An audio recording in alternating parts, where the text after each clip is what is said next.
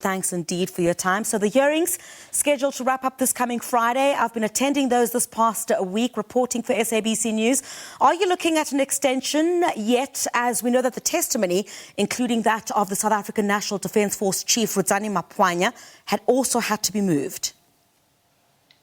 Good evening to you and to your viewers. Well, we are hoping that we'll not have to extend the hearings. That will complete them this coming Friday, and we'll have to make plans for having sessions in the evenings or early in the mornings for people who might not be able to come. But at this point in time, it will be very difficult for us to consider extending the hearings.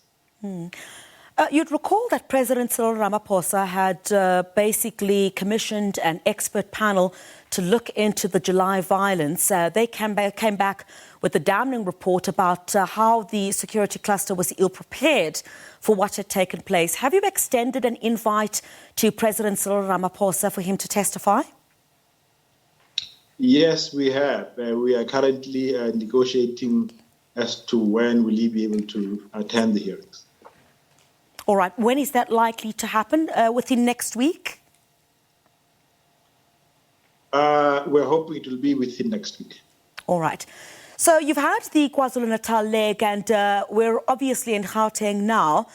What happens after you compile this report? Yes, there was the expert panel, a report that had also come out, and that had, of course, damning implications of what they'd indicated had basically gone wrong. What happens then after you compile a report once these hearings are done? Well, our report will include findings and recommendations.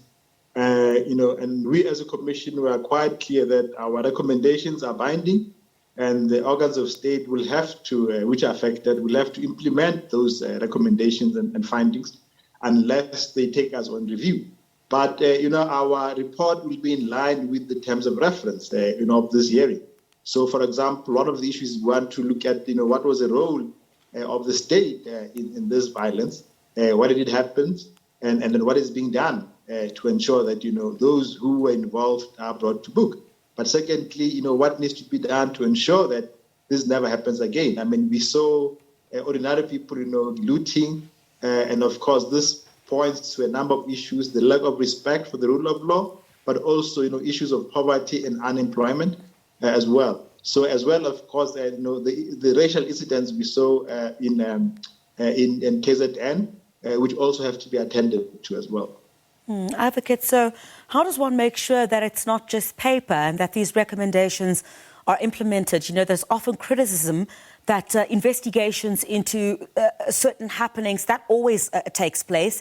But recommendations, on something so important would obviously need to be implemented if there's any chance of it not happening again. Well, Section 181 of the Constitution places an obligation on all organs of state to uphold and respect the dignity of the Human Rights Commission. So it will be a sad day if the recommendations we make are just ignored by organs of state. And I think we as a commission will have an obligation to ensure that our recommendations are indeed taken into account and implemented, even though it's rejected. In any case, I mean, we have lost over 50 billion rands to our economy. We have had more than 300 people dead. There is no way a responsible state will just walk away from this issue and not take efforts to ensure that, as I was saying, those who are behind this unrest are brought to book, but also we take enough measures to ensure that this never happens again.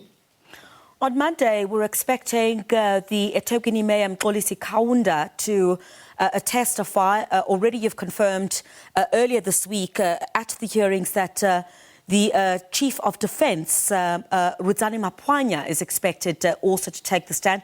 Who else are we likely to see within this week?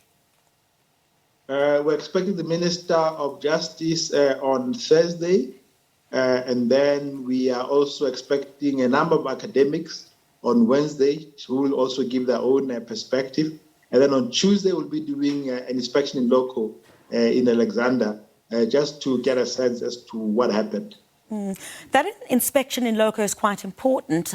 While I guess all cleanup operations have gotten underway, some of the testimony that we heard from Alexandra residents as well as the Soweto residents is that some of the shops that had been destroyed there, some of them decided not to reopen. Do you think that will give the Commission a greater sense of the impact of what these July unrest had on, in particular, those in those communities that were in the employ of those shops that have not opened again? Most certainly, the same situation applies in KwaZulu-Natal, where a number of businesses have not opened and people have lost their jobs. So it's not just, the loss of the economy and lives, but a number of people have lost their jobs, which means people are now once more reduced to poverty, and therefore people are unable to exercise their rights. If you don't have money, you can't, take your children to school, you can't afford to pay electricity and so forth. So really, this has been one of the biggest tragedies since 1994. And all of us as South Africans really have to take enough efforts to ensure that this never happens again. And in terms of what we've heard thus far, part of that report, I would think, would include, in particular because you've had a previous report that had spoken about the security cluster and what was lacking at the time. I guess your report would also include that, what these communities had also gone through, those recommendations. Who would be tasked with implementing those recommendations? Well, definitely the failure of the law enforcement agencies will be quite high in our report. How did this violence happen when we have organs of state who have a responsibility to ensure that these things do not happen, who also have a responsibility to ensure that those who are responsible are brought to book.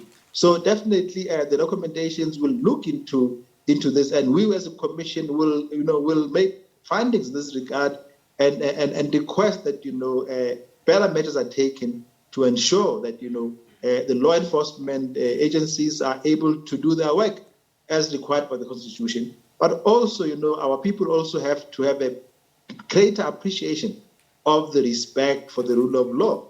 Looting does not help our country go forward. It's also an undermining of other people's rights to property. But at the same time, we all as a country have to address the issues of unemployment, poverty, and inequality. We have very high levels of poverty and unemployment in our country.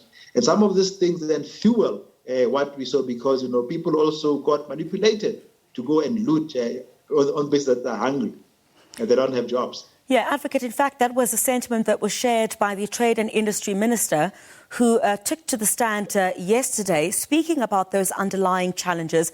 How does South Africa, ensure that it addresses some of these issues relating to unemployment? We heard one of the Soweto residents say that during the course of the week you would swear that it is the weekend because people are simply loitering around, there's no employment.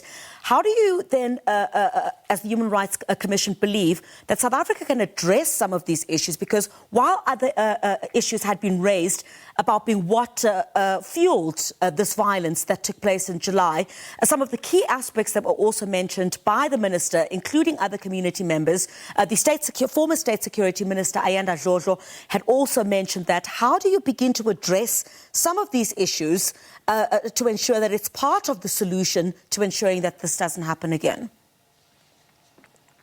Well, one of the biggest concerns is that if the underlying factors behind this unrest are not addressed, we will see a repeat of this tragedy and maybe even 3 times more.